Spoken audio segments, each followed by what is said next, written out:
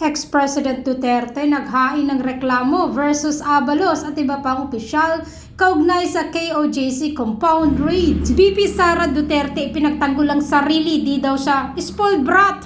Mga congressman binanatan si VP Sara.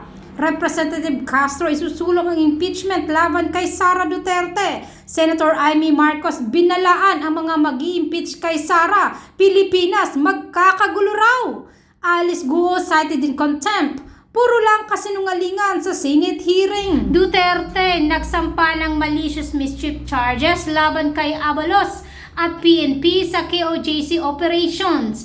Ibinunyag ni Interior Secretary Benhar Abalos na si dating Pangulong Rodrigo Duterte ay nagsampa ng 2 bilang ng malicious mischief laban sa kanya. Philippine National Police Chief General Romel Marbil at iba pang opisyal ng pulisya sa operasyon ng PNP sa Kingdom of Jesus Christ compound sa lungsod ng Davao. Nakasaad sa Article 327 ng Revised Penal Code na ang sinumang tao na sadyang nagdulot ng pinsala sa ari-arian ng iba na hindi saklaw sa ilalim ng mga espesyal na kaso ng malicious mischief ay mananagot ng malicious mischief. Pinabulanaan ni Vice Presidente Sara Duterte na sinaway ng Office of the Ombudsman na maraming beses sa pagsuntok sa isang sheriff noong Hulyo 2011. Ang pag-aangkin ng pagiging spoiled brat sa gitna ng mga batikos mula sa ilang miyembro ng House of Representatives sa panahon ng deliberasyon ng budget para sa kanyang opisina. Sa isang recorded interview na inilabas ng Office of the Vice President noong Lunes, September 9, binigyan din ni Duterte na kilala siya ng sambayan ng Pilipino mula pa noong panahon niya bilang alkalde ng Davao City at sa kabuuan ng kanyang panunungkulan bilang Vice Presidente na iginiit na hindi siya kailanman umaabuso sa kapangyarihan o otoridad sa alinman sa mga katungkulan na hawak niya. Samantala, hindi naman pwede gagawa ng kalokohan tapos palulusutin na lang. Pinuna ni House Deputy Minority Leader at ACT Teachers Party List Representative Franz Castro, sina Senator Amy Marcos dahil sa kanyang pahayag na nagbabanta sa mga nagbabalak ng magsampa ng impeachment at case laban kay Vice President Sara Duterte.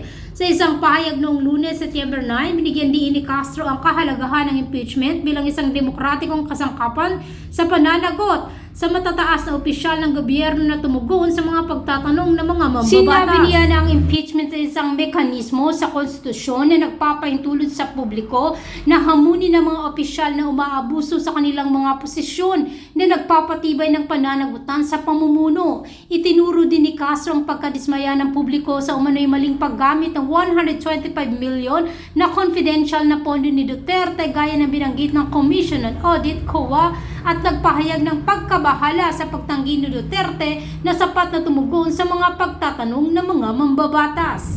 Naghahamon ba kayo sa 32 million?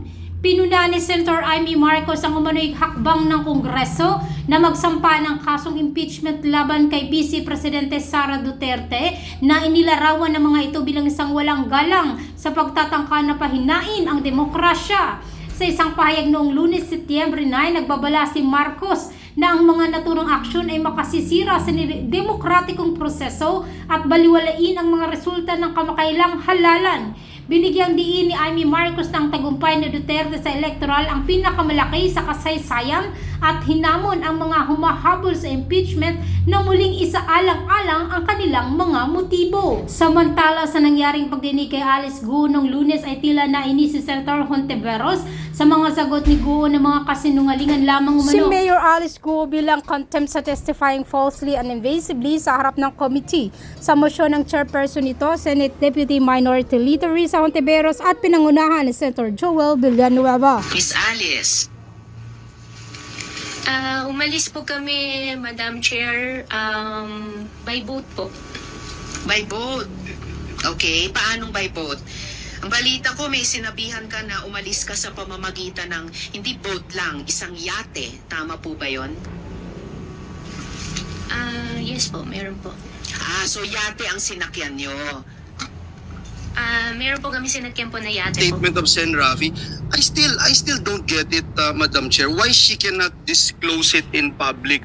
Hindi po ba, Madam Chair, isn't it more natural to expose it in public so that she is protected? I don't get it, Madam Chair. I really don't get it. If you are having a death threat, you wanted to say it in public so that you can be protected. If you really wanted protection, Madam Chair. So it doesn't make sense. Hiding it doesn't make sense, Madam Chair. I agree, Sen Joel. Actually, kung talagang may death threat, mas talagang gustong, kung talagang humihingi ng proteksyon, walang kinalaman ng security threat din sa pagsagot lang tungkol sa pangalan ninyo. That's already established. The threat will not be made worse by confirming what is in documentary evidence. But in any case, gusto kong ipaalala sa iyo na ayon nga sa Supreme Court, in the case of the Office of Court Administrator VU, the right to self-incrimination does not prohibit legitimate inquiry in non-criminal matters. Ad nauseam na po ito. Halos naduduwal na po kami sa pag-ulit-ulit nito. No?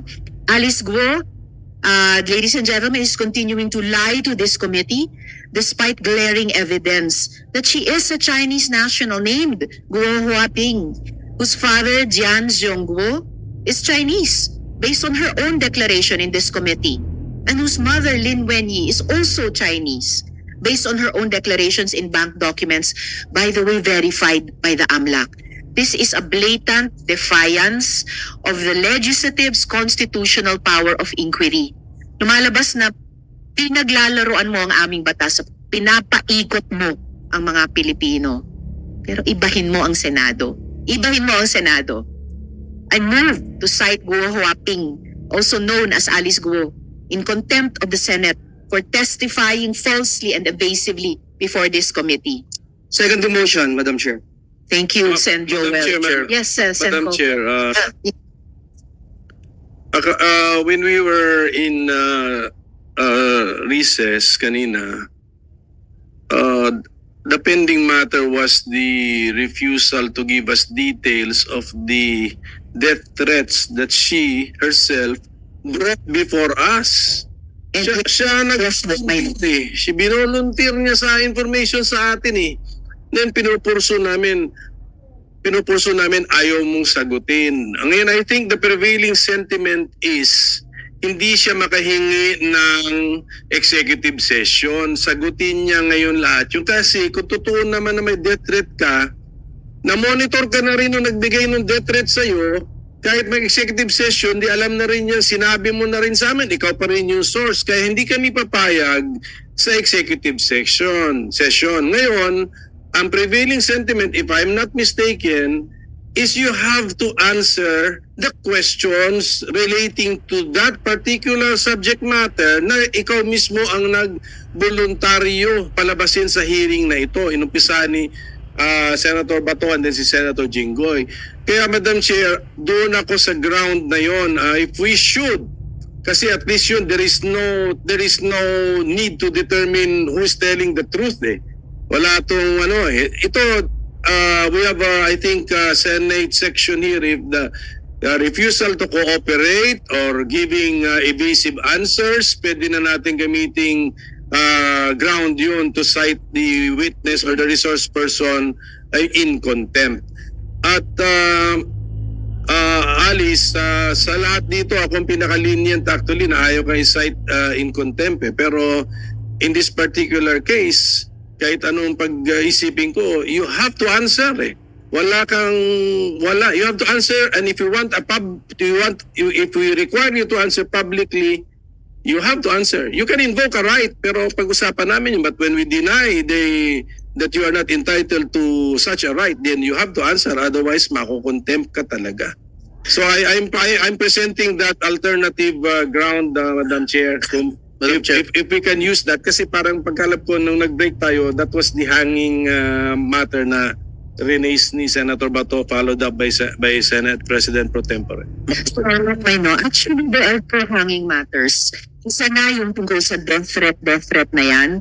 Pero higit pa doon, yung question ng identity. Dahil proven na ng NBI at proven na ng isa pang ahensya na Alice Guo at Guo Huaping, iisang tao lang kayo.